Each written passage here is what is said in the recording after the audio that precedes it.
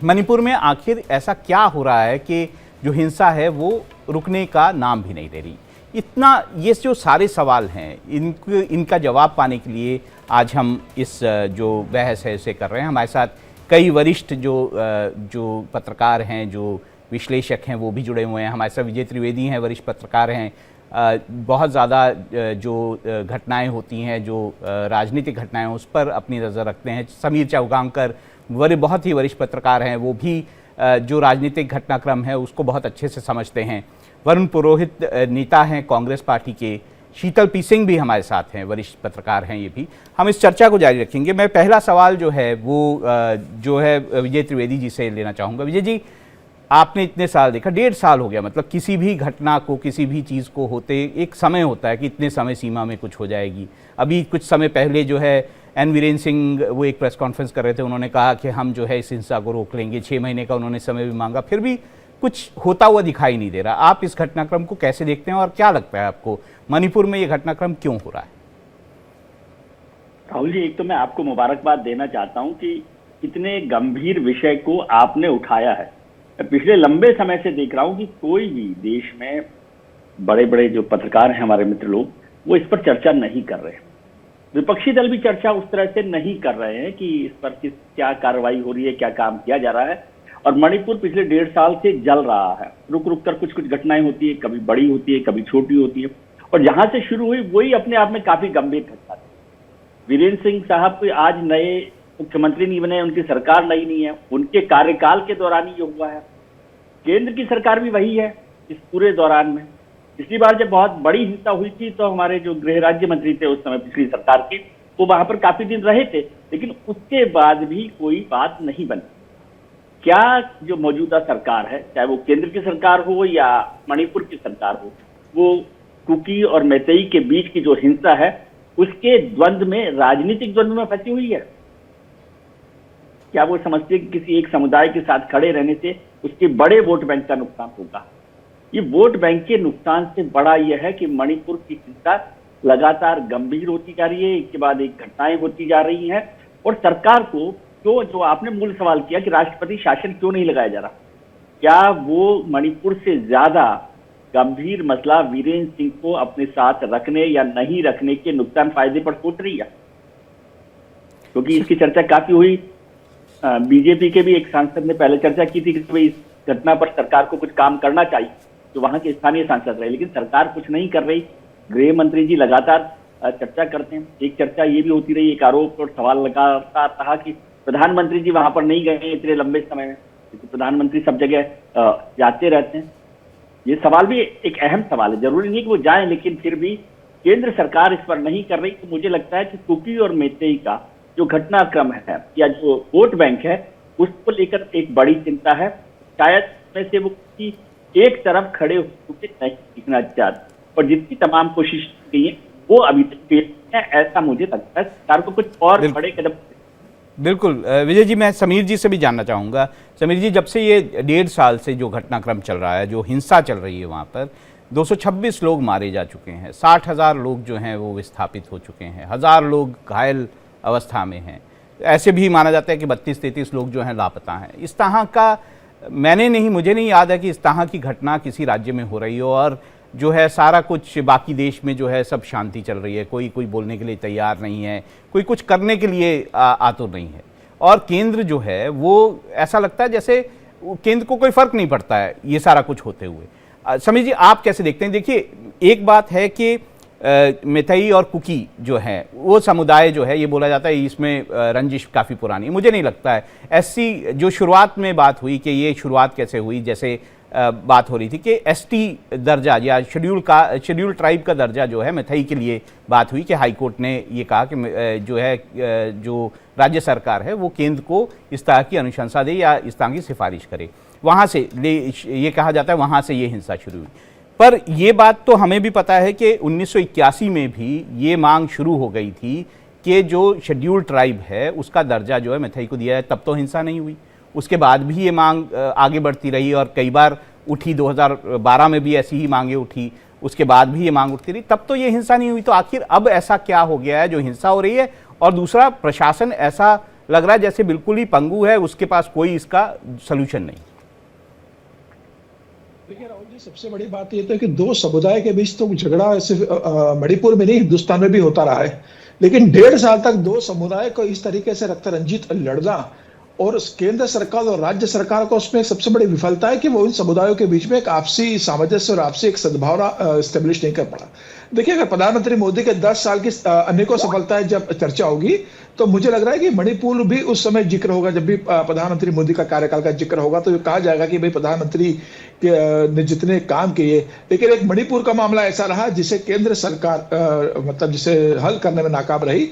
और जब वहां भारतीय जनता पार्टी की सरकार है, देखिए वीरेंद्र सिंह तो भारतीय जनता पार्टी के मुख्यमंत्री, पहले वो कांग्रेस में रहे, फिर वो भारतीय जनता पार्टी में आए। केंद्र सरकार को कोई बहुत बड़े स्टेप्स मुझे लगता है उसमें उठानी चाहिए था। जब लगा कि एक मुख्यमंत्री के रूप में वीरेंद्र सिंह के ऊपर वहां के विधायकों ने भरोसा खो दिया है, वहां के समुदाय ने भरोसा खो दिया, और ये लगा कि जब वीरेंद्र सिंह न्याय नहीं कर पा रहे इस दो समुदायों के बीच में, जिस तरीके से दंगा फसाद हुआ, उसमें वीरेंद्र सिंह कोई बड़ी भूमिका या एक प्रशासनिक रूप में अच्छी भूमिका नहीं निभा पाए, तो मुझे लग रहा है कि उसी समय वीरेंद्र सिंह को बदल देना चाहिए था। हो सकता है केंद्र सरकार की कोई मजबूरी हो कि भारतीय जनता पार्टी की सरकार हो तो अपने मुख्यमंत्री को नहीं बदल सकते। लेकिन मुझे लग रहा है कि जिस तरीके से लंबे समय से 1.5 साल से हिंसा के इसमें वो प्रदेश झुकता रहा, युवा मरते रहे, महिलाओं के साथ बलात्कार होता रहा, और पूरे अराजकता की स्थिति मणिपुर में बनी रही, तो मुझे लग रहा है कि राज्य सरकार को बर्खास्त करके वहां राष्ट्रपति शासन लगाना की स्थिति बहुत पहले आ जाना चाहिए थी। अब वहां अविश्वास की खाई जो है दो समुदायों में इतनी ज्यादा बढ़ चुकी है कि मुझे लग रहा है कि केंद्र सरकार को भी यह समझ में नहीं आ रहा है कि इस समुदायों के बीच में आपसी सामंजस्य कैसे नॉर्मल किया जाए। केंद्र सरकार ने वहां सेना को रखा हुआ है, लेकिन उसकी भी एक लिमिट है। कुछ समय बाद अगर आप सेना हटा भी लोगे तो इस बात की क्या गारंटी कि दोनों समुदाय मिलकर रहेंगे। मुझे लग रहा है कि इतनी बड़ी समस्या बन चुकी है कि केंद्र सरकार को भी अब इस के हाथ से बाहर नजर आ रही है। लेकिन एक मणिपुर जैसा राज्य, उत्तर नॉर्थ ईस्ट का एक छोटा सा राज्य है, वहां इस तरीके अगर हिंसा लगातार चलती रहेगी तो नॉर्थ ईस्ट के बाकी राज्य भी बहुत संवेदनशील है। कोई म्यांमार की बॉर्डर है, कहीं चाइना की बॉर्डर है, कहीं दूसरे देशों से बॉर्डर लगती है, और उत्तर पूर्व के राज्य पहले भी इस तरीके के वहां पर एक उग्रवाद और आतंकवाद की स्थितियां पहले रही है। तो मुझे ऐसा लगता है कि केंद्र सरकार को बहुत गंभीरता से लेकर उसको जितने जल्दी हो सके नॉर्मलाइज करना चाहिए। कहीं ऐसा ना हो कि इसकी आग कहीं दूसरे राज्यों के अंदर भी जाए और दूसरे राज्य में दूसरे जातीय संघर्ष या किसी और तरह के संघर्ष की वहां आग पनप जाए। मुझे लग रहा है ये बहुत अलार्मिंग सिचुएशन है। बहुत लंबा समय हो गया है कि मणिपुर को इस आग में कन्वर्ट हुए। केंद्र सरकार को मुझे लगता है कि इसे बहुत ज्यादा गंभीरता से दखल देने की जरूरत है। अब शीतल जी, आपसे जानना चाहूँगा कि क्या केवल दो समुदायों का मुद्दा है या फिर कहीं ना कहीं ये बीजेपी की जो एन वीरेंद्र सिंह सरकार है उसकी फेलियर है, उसकी नीतियों का ये नतीजा है। हम जानते हैं कि कहीं ना कहीं एन वीरेंद्र सिंह जी ने जो बात शुरू की थी बीच में कि म्यांमार से कुकी लोग जो हैं वो जो है देश में आ रहे हैं, वो मणिपुर में आ रहे हैं, वहाँ बस रहे हैं, उसके बाद उन्होंने सर्वे करवाना शुरू किया वहाँ पे फॉरेस्ट का, वहाँ बाकी लैंड का, और वहाँ पे इविक्शन नोटिसेज उन्होंने जारी करवाने शुरू किए। क्या इससे कहीं ना कहीं एक इनसिक्योरिटी की भावना कुकी में आई और ये जो है बड़ा इसने रूप लिया और इस तरह की हिंसा शुरू हुई? देखिए, मणिपुर में जैसा हुआ ऐसा हमारे देश में इंसर्जेंसी के इतिहास में कहीं नहीं हुआ है कि 6000 के करीब स्वचालित हथियार सरकारी आर्मरी से लूटे गए या कंप्रोमाइज करके उनको बांटे गए। ऐसा किसी भी कहीं न कश्मीर में हुआ, न उत्तर पूर्व में इसके पहले हुआ, न देश के किसी हिस्से में इस तरह का अतिवाद हमने नहीं पाया। ये प्रशासनिक विफलता का इससे बड़ा उदाहरण या उसकी मिली भगत का इससे बड़ा उदाहरण नहीं हो सकता। जहां आप किसी एक आबादी को एक आबादी के विरुद्ध हथियार बंद करें और अपनी आर्मरीज खोल दें और सारे स्वचालित हथियार एक हिस्से को बांट दें और फिर उनसे हिंसा की उम्मीद करें और एक पूरे समुदाय को भगाना चाहें या कोई जगह खाली कराना चाहें, ऐसा कभी सरकारें दुनिया में, मतलब अफ्रीका वगैरह में ऐसा होता है, लेकिन भारत में ऐसा हो रहा है। और दुर्भाग्यपूर्ण यह है और दर्दनाक ये है कि जैसा अभी विजय जी ने बिल्कुल सही कहा कि इस इतने गंभीर मुद्दे को हमारे राष्ट्रीय प्रेस ने पूरी तरह से अनदेखा कर रखा है। न सिर्फ राष्ट्रीय राजनीति ने अनदेखा कर रखा है, राष्ट्रीय प्रेस ने इसको पूरी तरह से अनदेखा कर रखा है। इतना बड़ा तकलीफ देह दर्द हमारे भारतीय राष्ट्र राज्य में यह है जिसकी एक परिघटना का आपने जिक्र किया, उससे पहले इस पर हल्ला तब मचा था जब वो वीडियो आया था जिसमें 2 स्त्रियां नंगी ले जाई जा रही थी और उनके साथ, मतलब इन चीजों पर बात भी नहीं की जा सकती, इतने विभत्स चीजें वहां से आई। और वहां की हर घटना उसी तरह की है। प्रयोग ये हो रहे हैं कि कभी आप असम राइफल्स को हटा लेते हैं, सीआरपीएफ को ज्यादा कर देते हैं, कभी आप सीआरपीएफ को पीछे कर लेते हैं, असम राइफल्स को ज्यादा कर देते हैं, कभी आप राज्य सरकार की पुलिस पे भरोसा करने लगते हैं। इस तरह के मतलब क्या कहा जाए, प्रयोग पे पूरे राज्य को छोड़ दिया गया है। और ये माना जा रहा है कि धीरे धीरे एक लंबे वक्त में अपने आप चीजें अपने को सेटल कर लेंगी और हम कह देंगे कि देखिए हमने शांत कर दिया। इसका कोई इस मामले में राजनीतिक और सामाजिक हस्तक्षेप जो जरूरी है और जिसमें निश्चित तौर पर सबसे ज्यादा जिम्मेदारी केंद्र की ही होगी। उत्तर पूर्व का राज्य है, उत्तर पूर्व में हमारे 4 करोड़ लोग 7 स्टेट्स में रहते हैं, 200 से ज्यादा वहां आदिवासियों की विभिन्न जमातें हैं। एक लंबे समय से विभिन्न राज्यों में वहां तरह तरह की इंसर्जेंसी होती रही है। 100 से ज्यादा अतिवादी संगठन वहां ऑपरेशनल रहे हैं आजादी के बाद।